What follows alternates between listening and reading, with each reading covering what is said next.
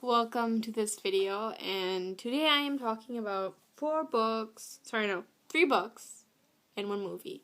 And I'm going to start with the movie because it's the odd one out. I seem to have lost the ability to speak, so don't mind me. So the first one I'm talking about is XMen, The Days of the Future Past, which I watched this weekend, and I absolutely loved it. I mean, I thought it was going to be a good movie. It was even better.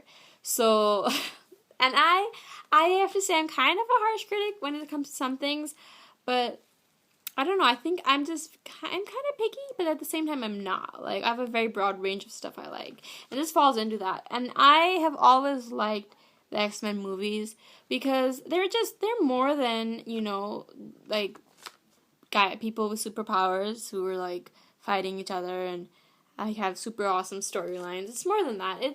I feel like X-Men is, like, it's a magnified example of segregation and what happens when people are afraid of something and they do not take the time to understand it. They just like label it as an enemy and send evil sentient sentinels after it.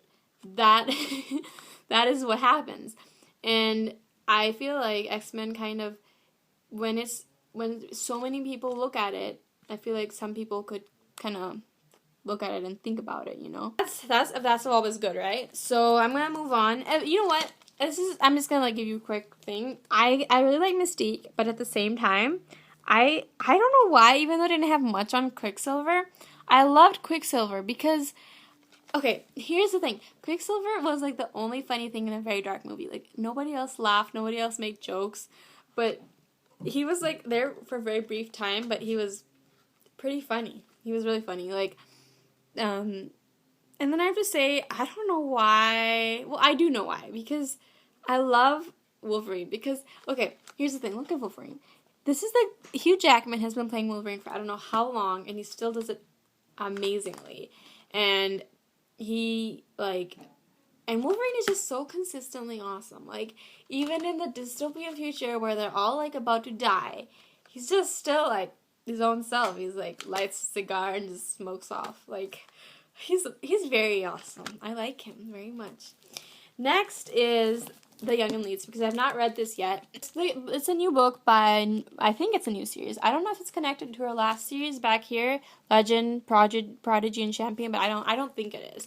I'm really excited to read this because she's really good. Like, I've only read, I don't know if she has any other books, but I read her first series, like her breakout series. It was amazing.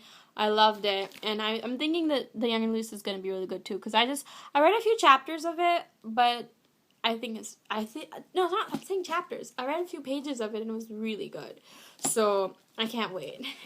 Second is, or actually, this is 4th or 3rd. I don't know. We're not going to do that. We've been over this. Is a book called Graceling. Something you should know about me, I never reread books, okay? I don't. I just, unless they're like so amazing that I can't help myself, like, I don't know why. I just feel like it's not the same thrill, everything's gonna happen. But the writing is so good, and it'd been like maybe a year since I read it first, but the writing was so good, and the plot, still, I knew what everything was gonna happen, but it still like blew me away and just completely took me by surprise, knocked me off my feet. And I love that about this book. It's about this world where people have, like, they're graced with things, like they have like very good talents at something, like they're very good at something. Like this girl, she's the main character, she's graced with killing. Some people are graced with fighting or cooking or singing or like swimming, They have like very good random talents. But as you go on, you find out the truth about her grace, and she does too. And it's really, it's an ingenious kind of book. It's very, very, very good. I don't know how to describe it. Just, I'm referring you to great books, so go read them. And the last book that I'm talking about, I cannot express my joy to tell you about this book. This is a book called The Heir of Fire. And it's the 3rd book in the series. The first book is called The Throne of Glass, and the second, The Crown of Midnight. This is the 3rd book called, and thank goodness it's not the last book. It's called The Heir of Fire, and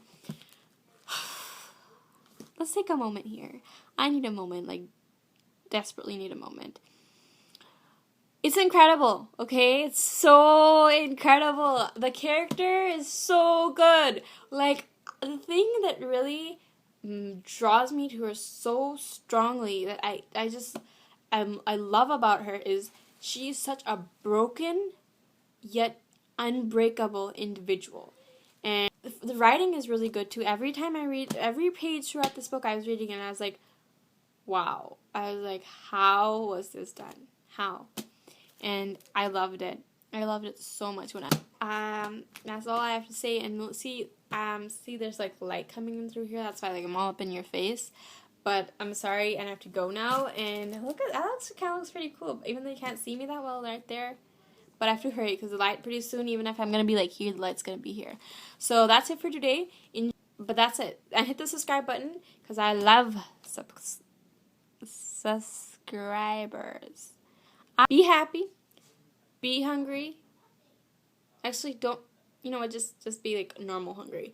Be happy, be positive, and be creative, because those are all like really important things. And that's it for today. And I'm gonna knock you out. Look, I'm gonna give you a punch, like we're giving you a fist bump, fist bump, fist bump. The last time I heard you do this was really hard to like turn it off, but I'm gonna try this anyway because I like punching things.